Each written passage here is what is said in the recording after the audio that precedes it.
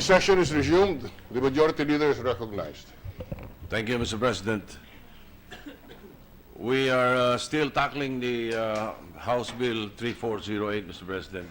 The parliamentary status is that for today, we are tackling the budgets of the Department of Finance, the Trade and Development Corporation of the Philippines, the NEDA, Joint Legislative Executive Council, Department of Budget and Management, budgetary support to government corporations, allocation to local government units, contingent fund, miscellaneous personnel benefit fund, National Disaster Risk Reduction and Management Fund, pension and gratuity fund, unprogrammed fund, Department of Foreign Affairs, other executive offices including the Philippine Sports Commission, the Department of Transportation, the Light Rail Transit Authority, the Philippine National Railways, the Department of Social Welfare and Development, Presidential Communications Operation Office, and the People's Television Network. Hopefully, we can tackle this morning. Later on, Mr. President, I'll inform the body of what is ready for this afternoon. So what is the first agency for this morning's session? It's the Department of Finance, Mr. All President. right. The Department of Finance, we see the Secretary of Finance, Secretary Dominguez in the hall. I assume we have that, the chair of our Committee on Finance is still not in the hall. So with the permission of the chamber, we suspend for 1 minute? Yes, Mr. President. Session suspended for 1 minute.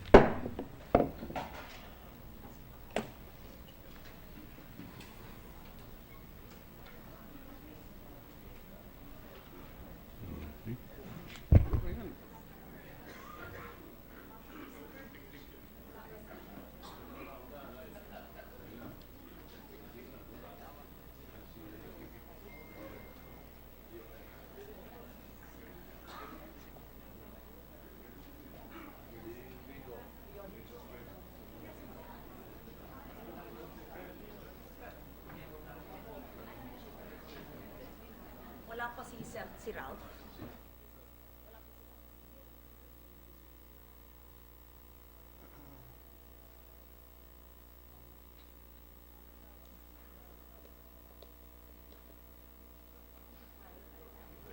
Congratulations.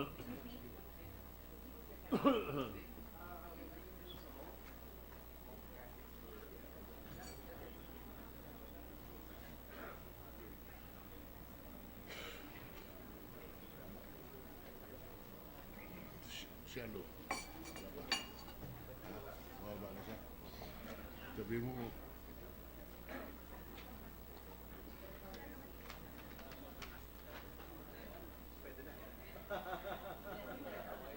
usapin mo siya,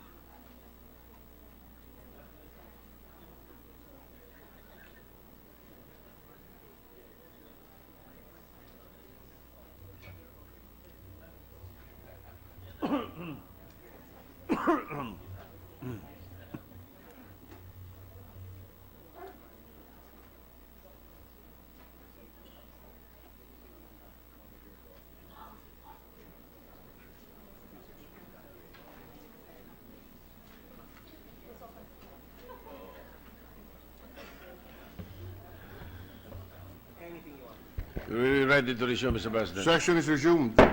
Mr. President, to present the budget of the Department of Finance and its attached agencies, I move that we recognize the Chairman of the Committee on Finance, Senator Legarda, and to interpolate Senator Laila de Lima.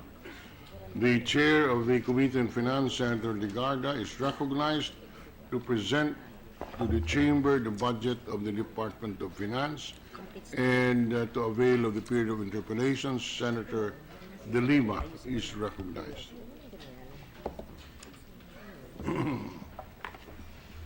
Thank you, Mr. President. Thank you, Mr. Majority Leader. Good morning, everyone.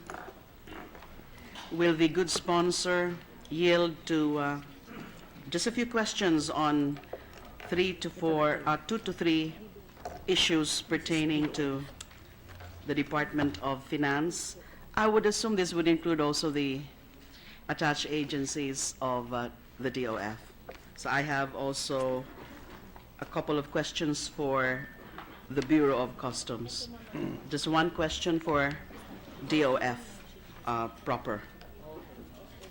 Yes, the attached agencies are the budgets of the attached agencies of the Department of Finance is on the floor, and therefore questions can be raised. Thank you, Mr. President.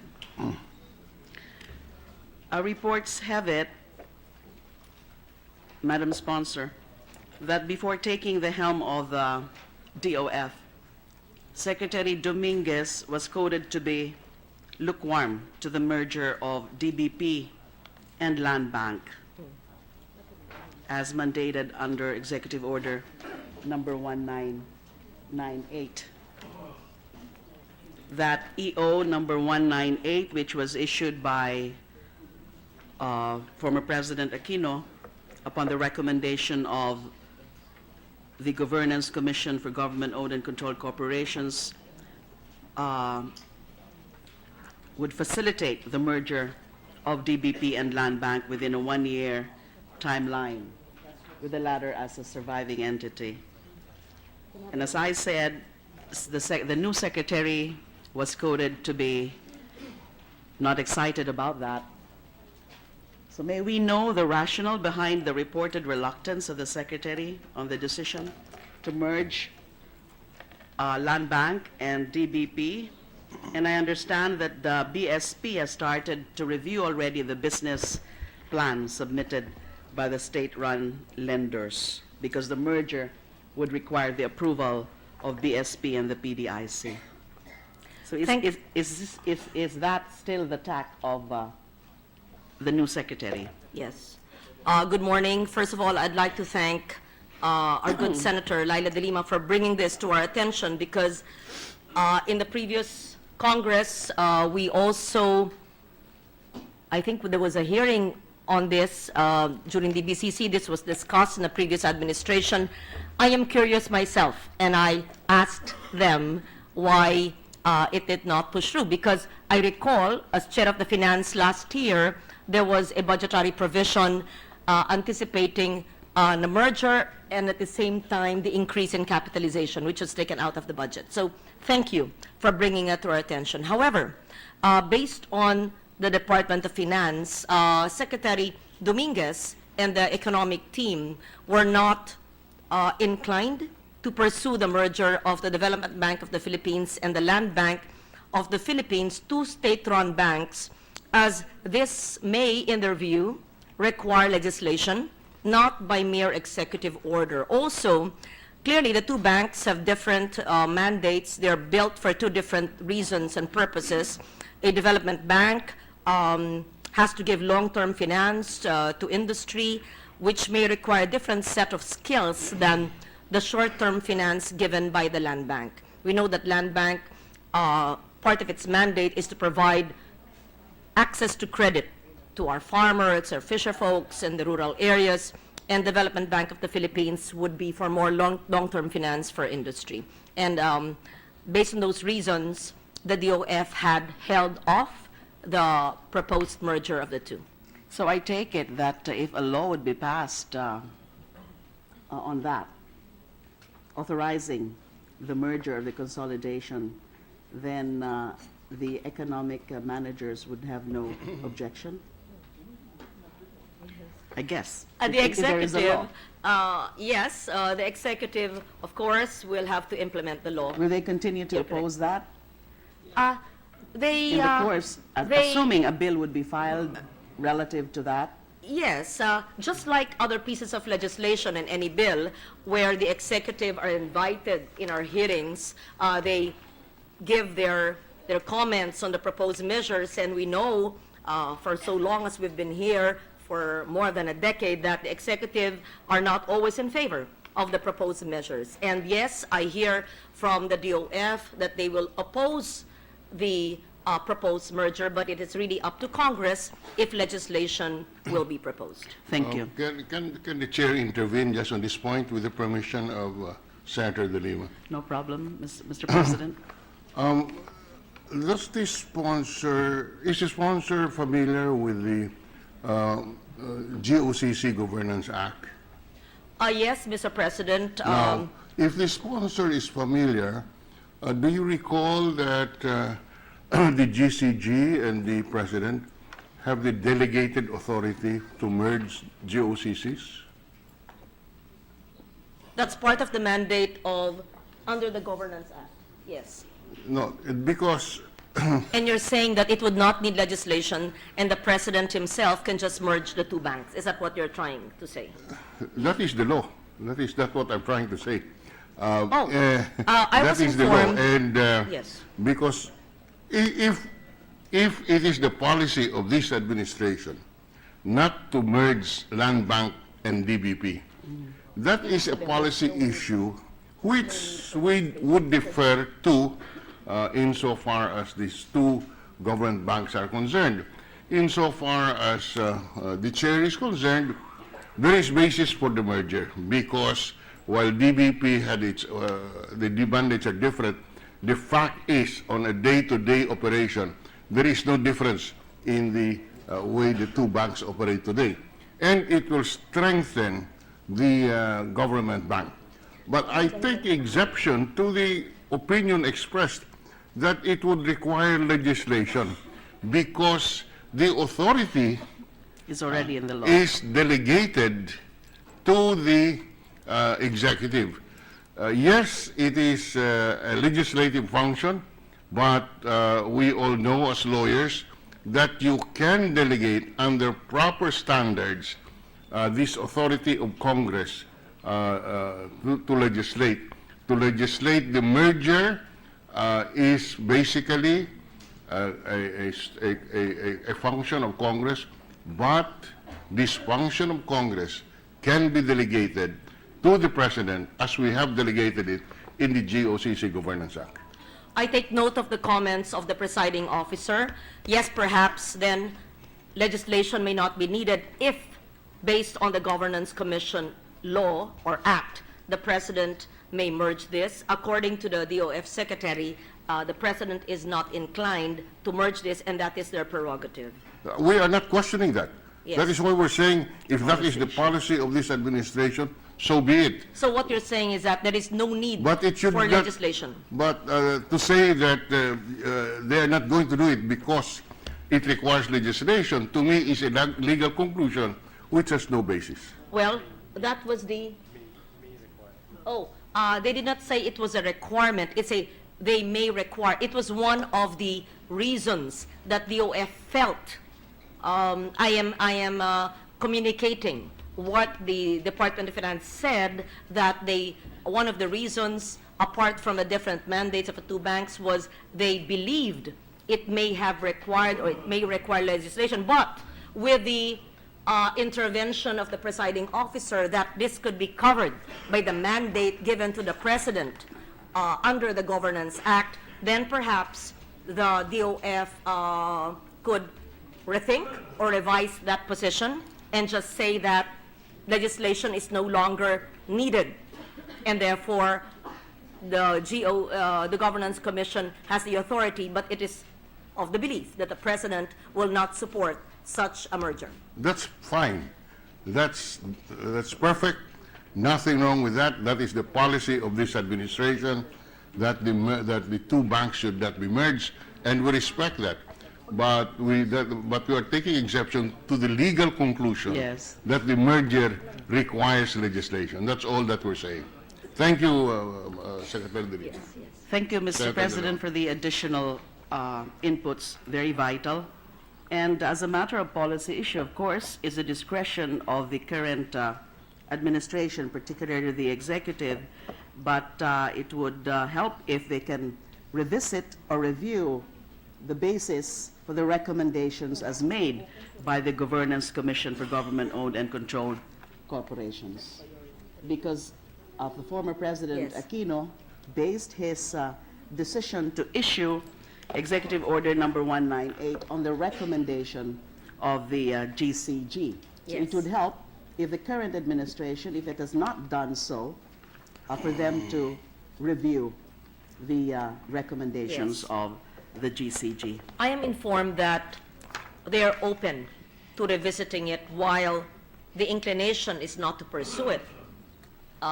It can be revisited and restudied. Yeah, okay, good. Yes. If they are inclined, I mean, if they're willing to review it, what we're saying is they do not have to come to Congress. They can do it in the executive branch by virtue of the delegated power that Congress did. Yes, that is noted, and the DOF will take it from there. Thank you. Thank you, Mr. President.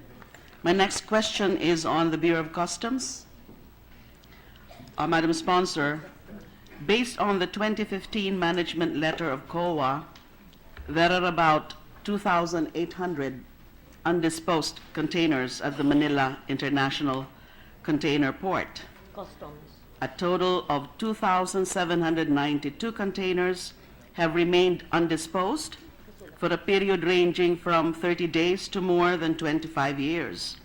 475 containers contain perishable goods, 126 with no information as to their contents, and 1,607 containers with no schedule yet for their disposal. Obviously, this delays the realization of government revenues from the sale of the containers' contents and its potential deterioration. Also, it appears that 17 containers donated to DOH, DSWD, and PRC remain unreleased, thereby defeating the purpose for which the donation was made. So I'm citing the COA Management Letter Observation number 97. Now, what does the BOC now intend to do with these undisposed overstaying containers? And my next question is there still port congestion in the Manila International Container Port, which has been such a big problem before?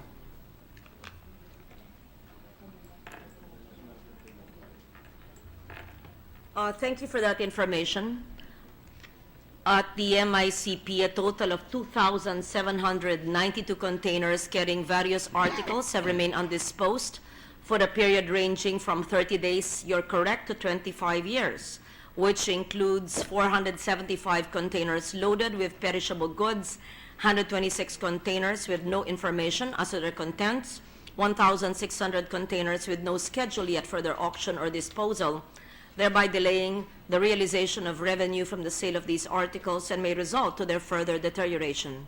Moreover, it included 17 containers of imported articles donated to the DOH, Department of Social Welfare and Development, Philippine Red Cross, not yet released, have been with the BOC for 222 to 735 days, thus defeating the purpose for which the donation was made, notwithstanding the cargoes are considered tax exempt under Section 105 of the TCCP Volume 1.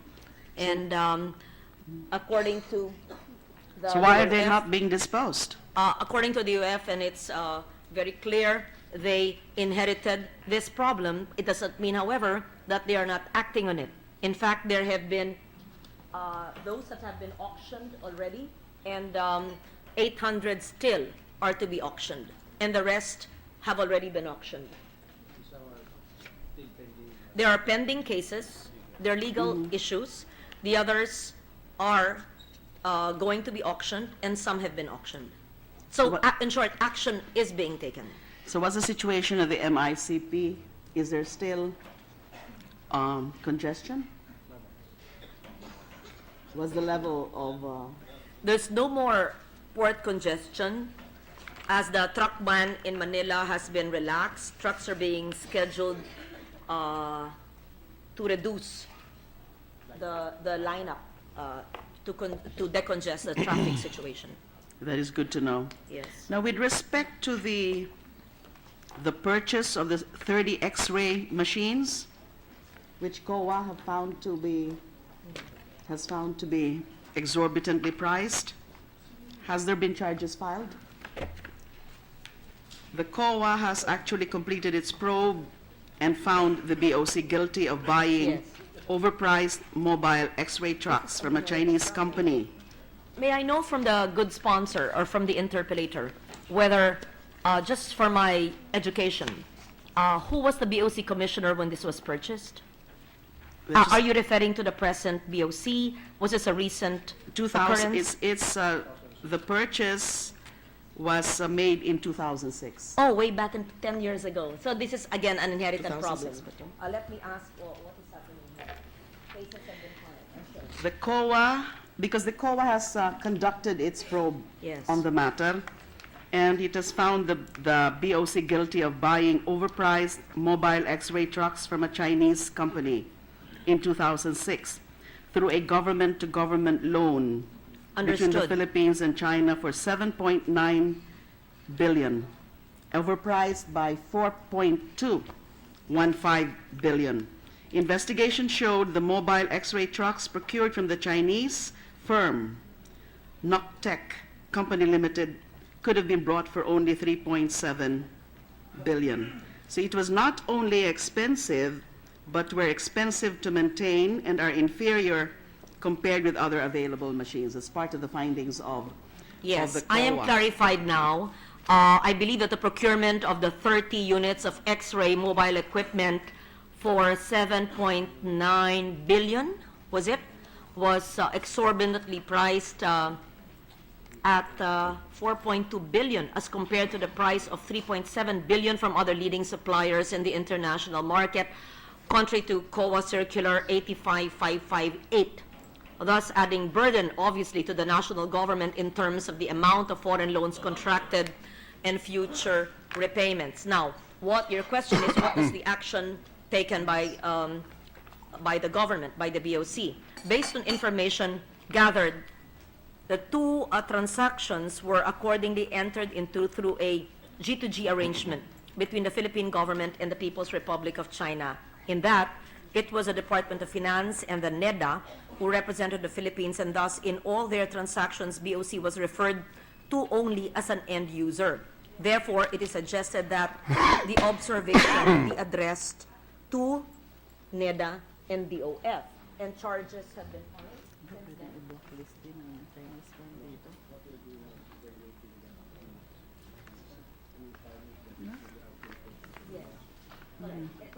Appropriate cases have been filed. So it's not just overpriced, the capability is also not functional to upgrade the existing machines. Wow. I see. So it's totally lost. Okay. So, kaso.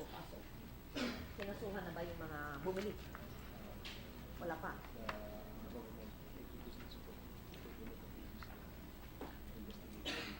I'm sorry? Yes. I understand that if the information is accurate, because clearly those sitting now inherited this problem from 10 years ago. No cases have been filed yet. And it's the ombudsman. The ombudsman should look into this. And I understand, apart from the overprice, the quality, because technology changes, the quality is not up to par with X-ray machines needed to be utilized by the BOC. Although it can be used, but not to the maximum degree that others at other X-ray machines that can be procured now could be made more useful. We urge the BOC to check, to verify whether there is a case or not. Because these are very serious findings of Yes. the COA, and it's hard to believe that no case has been filed so far. And the next step to consider is to try to blacklist the Chinese supplier. Blacklist a supplier, yes. I agree with you that an investigation is in order and should have been done in the last 10 years.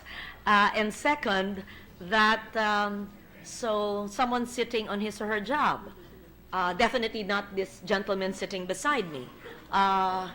So an investigation is in order and charges must be filed and institutions and persons must be held accountable and the supplier must be blacklisted. Thank you, I Madam agree with you. Sponsor. The last point is on the informer's reward. Do we have an assessment with respect to the effectivity of this mechanism called the informer's reward as mandated under both the National Internal Revenue Code and also with respect to, so for both BIR and the Bureau of Customs, the law provides for informer's rewards. And these informer's rewards, if I'm not mistaken, are considered to be trust fund.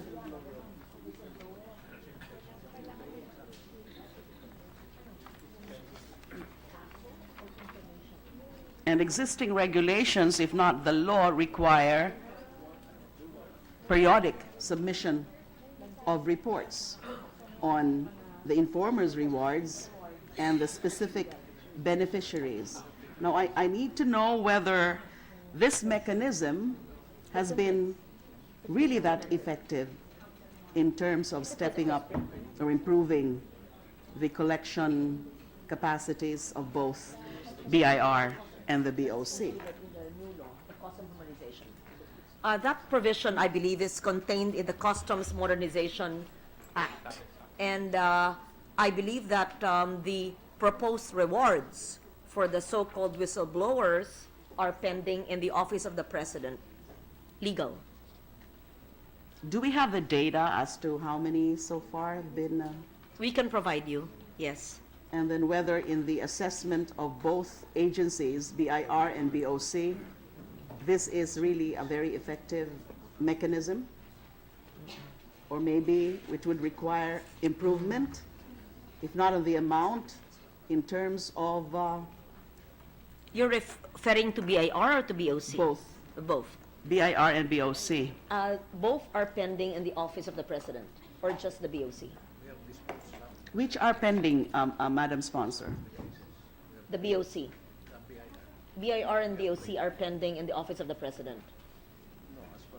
And what matter, Madam Sponsor, is pending before the Office of the President? What about the informer's reward? Because my question was The only... informer's reward on the BOC is pending with the Office of the President, legal, and I believe that they can give you the information you need that you earlier requested. Is that an analysis or an assessment of the mechanism? Because my question is really on the effectiveness of that it mechanism. Is that being properly done? Is that being effectively implemented?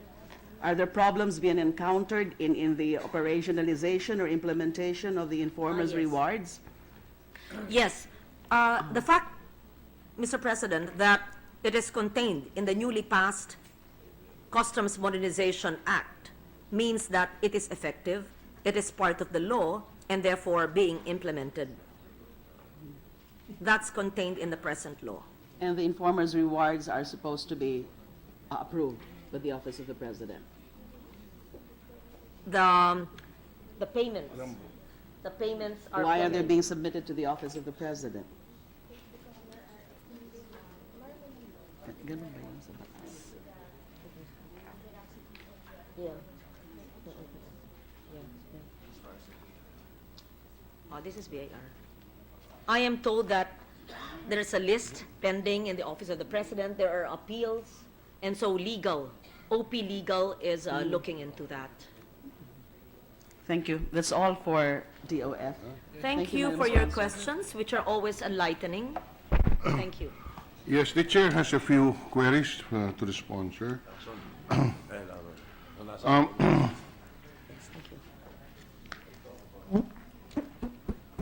What is the projection of the revenue program for 2017? And what percentage, what is the amount targeted? And both in absolute amounts and the percentage increase on the tax revenues? For 2017, this is trillion. This is 2.3 trillion. Yes. The projected tax revenues is 2.3 trillion. 2007, the 2017. Yes. How much is it again? 2.3. Sorry? 2.313 trillion, Mr. President, 2313.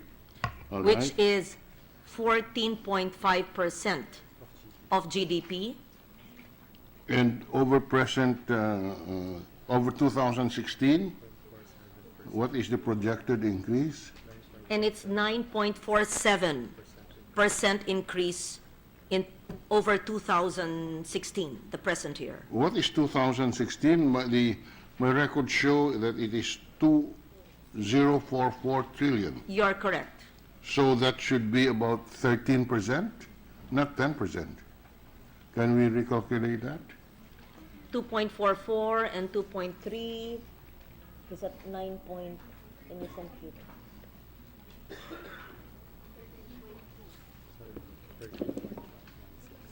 Oh, I stand corrected. It's 13.16. 13.16. And in 2018, It's 2.821. it's 2,821 Yes. million, or billion. And this represents how many percent increase? In Over 2016. 2017? That's 16.1% of GDP, which is 21.9 increase from 2017. And over 2016, my calculation is that this represents, in 2018, a 38% increase over 2016. If your calculation is correct, yes. Which raises the question in my mind, is this realistic? Particularly the projected tax revenue from 2017 to 2018. This is an increase from 2.3 trillion to 2.8 trillion, a 22% increase. Is this a realistic projection? Has this ever been achieved before? First, Mr. President, I am told that this would be dependent on a more efficient tax administration. And second, on the tax reform package that the DOF hopes will be passed into law. And the tax reform package will be presented to Congress next year, and the projection is that it will be passed next year? The target or timeline for that, Mr. President, would be presented to Congress, hopefully passed by 2017. It was presented in 2016, actually. It was presented in September this year. It's been filed. Have there been? It's been filed, tackled, hopefully 2017, and implemented in 2018. Among the tax reform package would be the removal of the, is it the removal of the VAT exemption on PWDs? Is that correct? The legacies will not be removed, but the non-essentials like travel, restaurant, amusement. I am told that travel and restaurants will be removed, but the exemption on I'm sorry, medicines what? will stay. I'm sorry? Travel, the non-essentials like travel and restaurants will be removed, non-essentials will be removed, but medicines will stay in terms of exemptions. So these are you're saying that the VAT exemption of the PWDs would be removed insofar as travel and restaurant receipts are concerned. That is the proposed legislation, yes. That is a proposal. Good luck on your implementation, because that's will be the most difficult process that you have to go through. But anyway, and on the senior citizens, what is the proposed package tax reform package?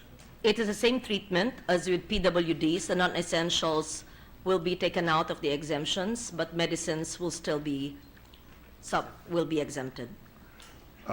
Any other reform that will be undertaken? Because you're looking at generating 22% more. That's almost 500 billion, if my calculation is correct. You're looking at a 500 billion increase in tax collection from 2017 to 2018.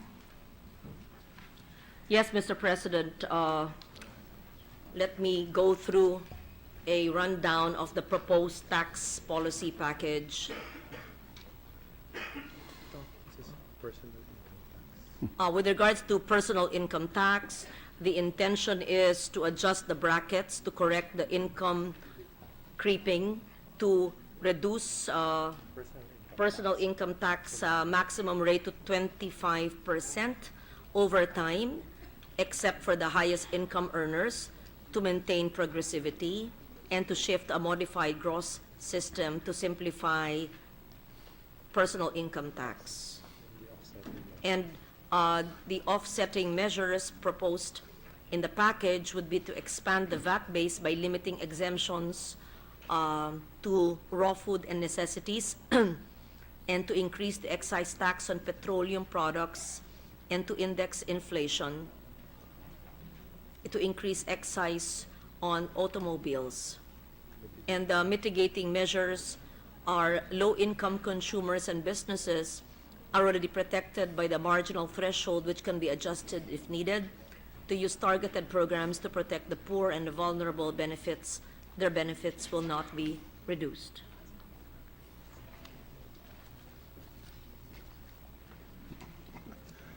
Are you through, Madam Chair? Yes, Mr. All President. right. So anyway, just for the record, you are looking at a 500 billion tax revenue hike from 2017 to 2018, which you say is achievable, even if it's about 22% higher than the 2017 tax revenue goals. Has it ever happened before that we collected 22% more over the previous year?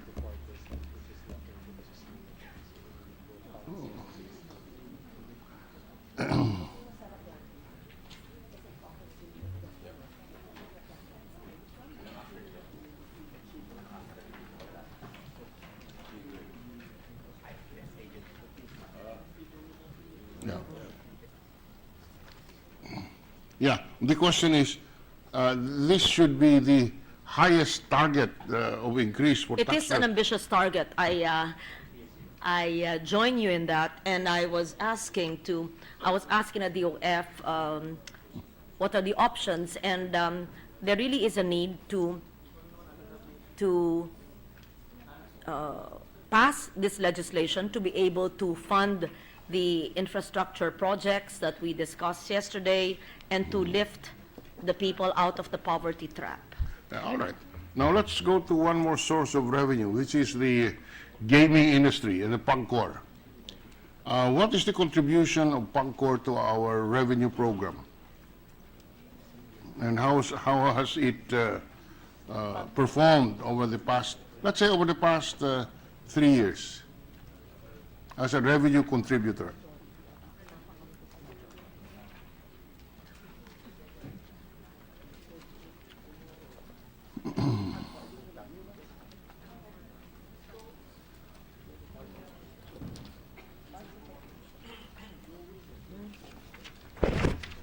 PAGCOR income. Ang haba. 2015. This is billion by the B, no? 22. As of 2015, Mr. President, PAGCOR earnings contribution to government is a total of 22,784,522,686.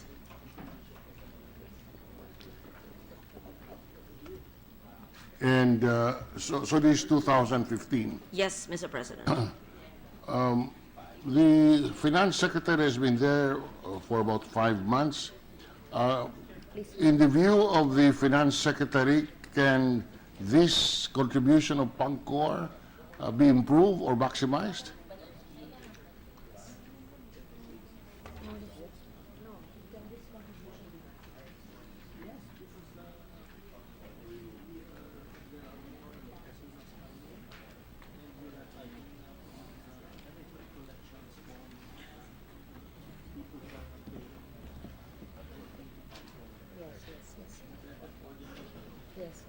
I believe with better coordination, the DOF can collect those who are not paying their due, their share, or on time. And there could be more efficient collection from PAGCOR. And with the construction or the new casinos coming in, there'll be more contributions from the gaming sector, Mr. President. Yes, those are very general reforms or steps that the department is looking at, better coordination, better monitoring. I guess the bottom question that I would like to, that this chair would like to know is, what is the view of the Department of Finance in removing the operating function of PAGCOR and limiting PAGCOR to simply licensing,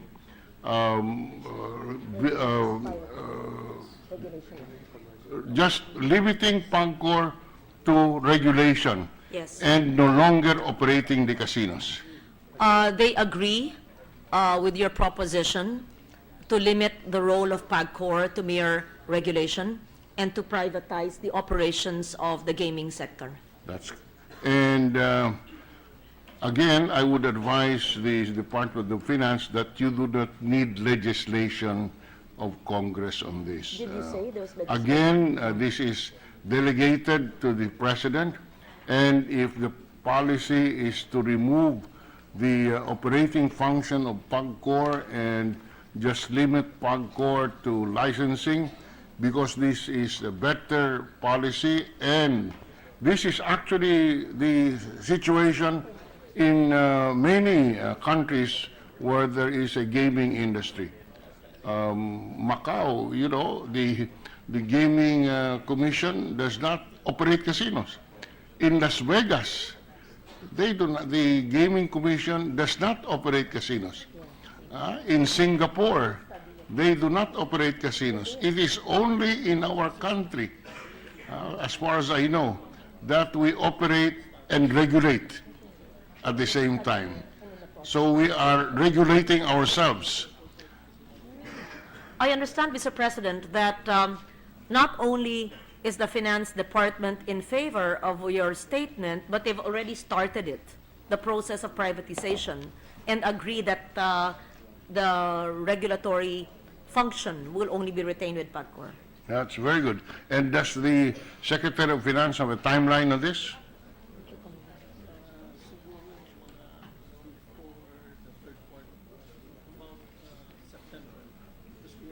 Yes.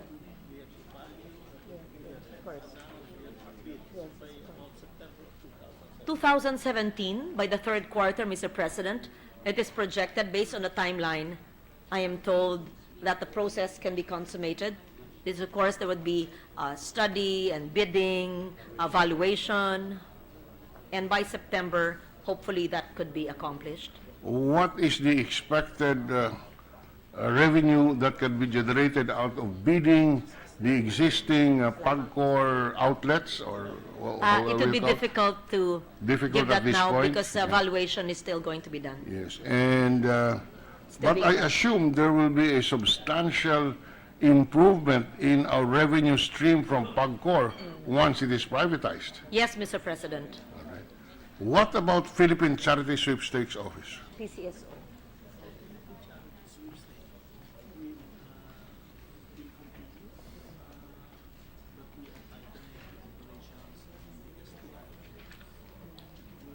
tightening up, monitoring how?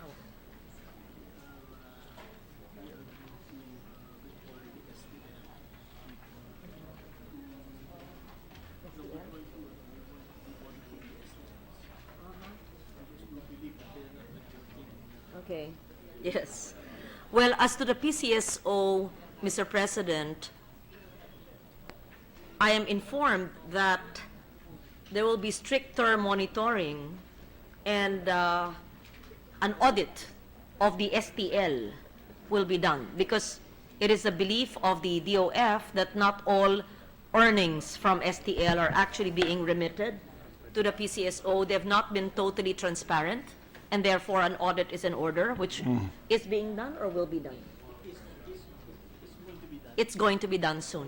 Yeah, what, you know, all this monitoring will not be necessary. The audit, Mr. President. Audit will not be necessary if you privatize it, just price it properly, franchise you fees likely to being privatize? paid, and you don't have to spend a lot of time and effort in trying to monitor whether appropriate fees are being paid. Yeah.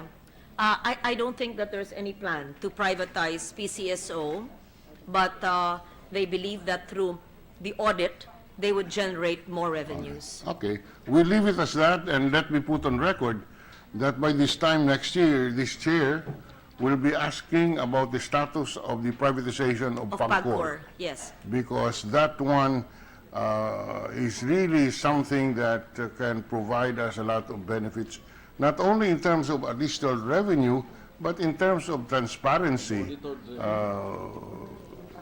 by privatizing the casino operations, bidding out the licenses in those areas. This representation, on a personal plane, is interested in having this pursued. I think it's good for government, and I'm glad, and I'll take note of the policy statements of the Department of Finance in today's hearings, sessions, and we will take it up again next year, and we do hope that the Department of Finance can regularly update us on the status of this. Yes, Mr. President, I informed the DOF that I will have to defend their budget next year, and they intend to have it privatized by then. Yes, same time next year.